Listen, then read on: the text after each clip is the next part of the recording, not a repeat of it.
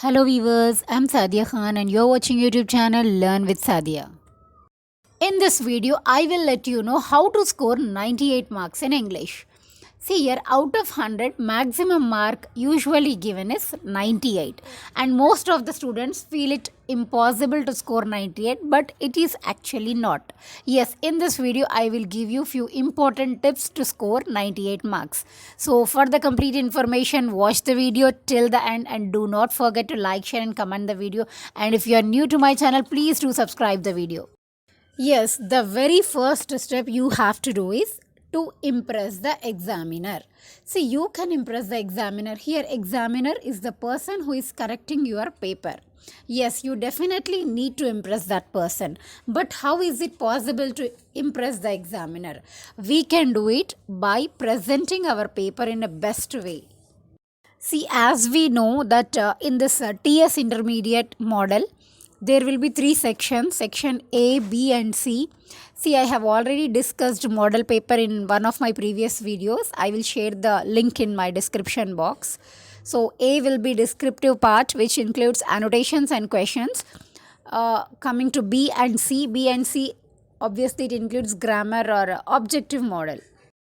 So when it comes to section B and C, you must attempt each and every question. You must not leave choice. Attempt all the questions in section B and as well as in section C.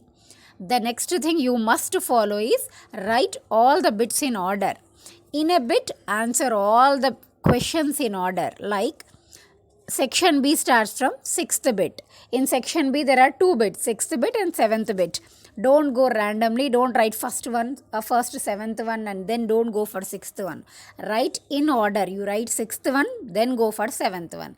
In the same way, inside the 6th bit, there will be 6 questions. Don't jumble the order. Like don't write first one and then 4th and then 2nd. Don't go in a random way. Prefer the order. See, it is not like if you miss the order, definitely somebody is going to cut your mark. See, if you are writing everything in order, then that is one way of impressing the examiner. Okay, like it will give a very good impression to the examiner on that particular paper, and it will be easy to correct also.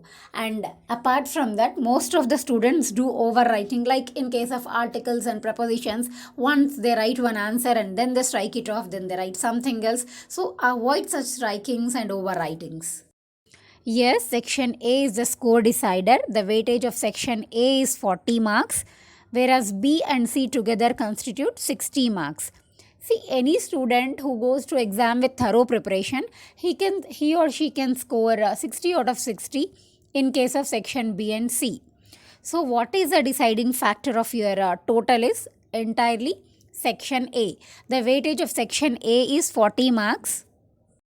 So in section A, you will be answering 4 annotations and 6 paragraph questions. So for answering section A, you are supposed to put few key points in your mind. Okay, the very first thing is, when you answer an annotation or when you answer a question, make sure that you take the content, you write the content for one page, okay, one side of the paper. And remember, underlining plays a very good role. See, you consider in case of annotations. In case of annotations, writing the lesson name and writer name is very, very important. See here, exam is not just about presenting everything you know in a paper. Exam is something like whatever is known to you, whatever you are writing in the exam paper, that must be reflected. Okay, that must be easily considered by the examiner. It can be possible only by highlighting the things. The examiner must understand what kind of knowledge the student has got. So if you underline, it will make the work of the examiner little easy, and in that way you can impress the examiner. Like you underline the lesson name, you underline the writer name. If you use any difficult terms, like, or if you use any phrase or quotations, immediately you prefer underlining them.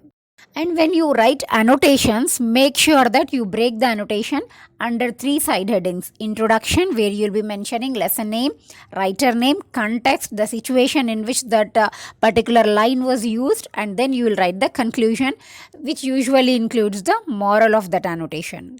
Then when you answer paragraph questions, don't write the answer in a single contracted paragraph. Break it into 2 to 3 paragraphs, or at least 2 paragraphs. Change the paragraph while writing.